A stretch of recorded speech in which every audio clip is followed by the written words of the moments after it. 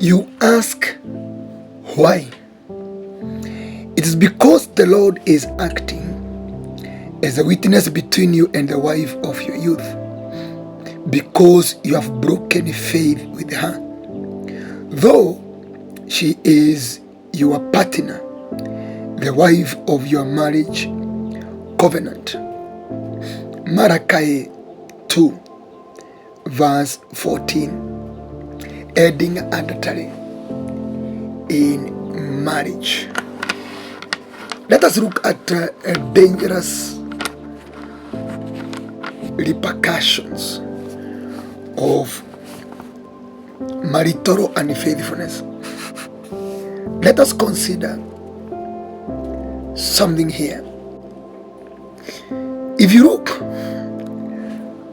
at the Lord is speaking through Malachi, you can highlight several dangerous effects of marital promiscuity. Number one, it is written in verse 13, you flood the Lord's altar with tears. Key number one, you flood Lord's altar with tears. This means you live a life of pleading with God without capturing attention of God. Number two, you weep and wail, which that's what it means. Weep and wail. It's the same thing. But he no longer pays attention to your offerings or accept them with pressure from your hearts. Rejected offerings. Then number 3 says, if you look there in verse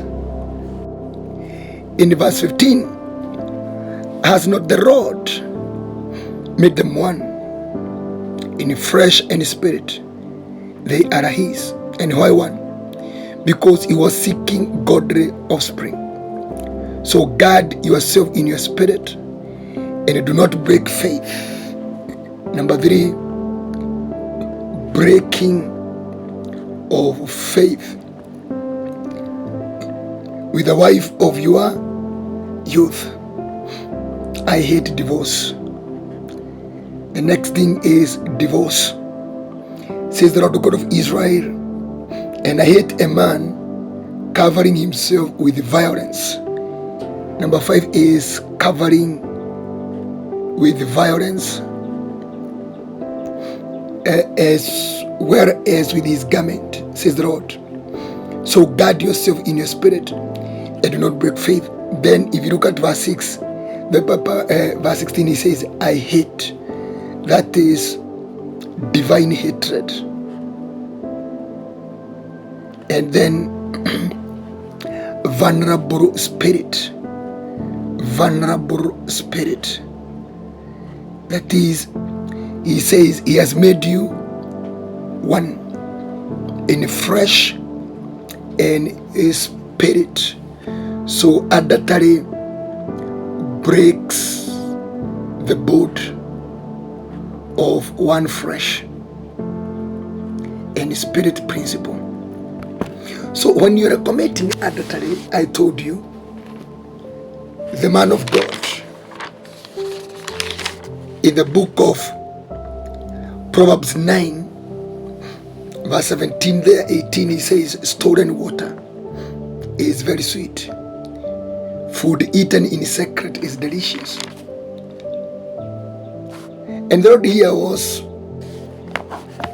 reprimanding these men of Israel that there is something they had done. And the Lord highlighted them because they were so religious, very spiritual, but they noted things were not working out. And the Lord wanted to help them. And he told them, the reason why you have an answered prayer life, the reason why your offerings and sacrifices are not bearing any fruit to you is because of adultery. Because he says, you have broken the covenant of the wife of your youth. So we have been able to see, number one, if you commit adultery, you flood the Lord's altar with tears. So you no longer move God with your emotional yielding. Many people who have committed adultery, if you go in their prayer sessions, they are very emotional. But their tears do not add up into a requirement in convincing God. Remember, our tears are measured, are put in a cup. But a person who have committed adultery, you only fill the Lord's altar with tears, nothing beyond that. So you become an emotional prayer person without any impact or effect. Go and do your own research. If you have ever committed adultery, look at your prayer life. You weep, you wail, you shed tears, but God is never moved. Number two, he says, I no longer receive your offerings. I no longer pay attention to your offerings or accept them with pressure from your hands. Adultery makes your offerings and your sacrifices, your tithes, your seed null and void. That's how powerful adultery is in destroying someone's life. That's what the Lord had said. Do not accept any offering from a prostitute. When you commit adultery, which makes you now a whore, from there, anything you offer to God in terms of offering is null and void. You will never see the benefit of sacrificing to God. Others do it and they see God. You are just stuck. Number three is breaking faith. When you commit adultery, it means you have broken faith, the trust. You get me? The trust is severed and it cannot be repaired. It's just like a potter. It's just like a pot. Once it is broken, you cannot repair it. So adultery breaks faith or trust. Something else is divorce.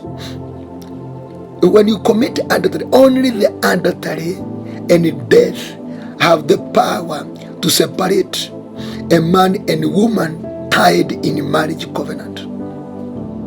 And here death is not applicable. So when adultery is committed, the marriage bond in the spiritual realm breaks immediately. You are no longer of one flesh with your wife or with your husband. The next thing is, so adultery brings divorce, spiritual divorce and also natural divorce. Also, adultery means covering your body with violence. That's why you notice many people who committed adultery, after that incident, your life now became a life of warfare. Something else is divine hatred. God has said, I hate divorce. I also hate a man covering himself with violence, as covering himself with that garment. So when you commit adultery, you attract divine hatred. God hates you. You become an abomination in the eyes of the Lord. The Lord looks at you and sees a trash in you. Something else is vulnerable spirit. You have found there, he has highlighted two things. Spirit and your flesh. And he's saying, guard your spirit. When you commit adultery, you expose your spirit man. You expose your spirit man. Remember, the Lord told Job, do not touch his heart. When you commit adultery, you make now that heart touchable, and the devil can do anything to you. The other thing is breaking the bond of one flesh and spirit.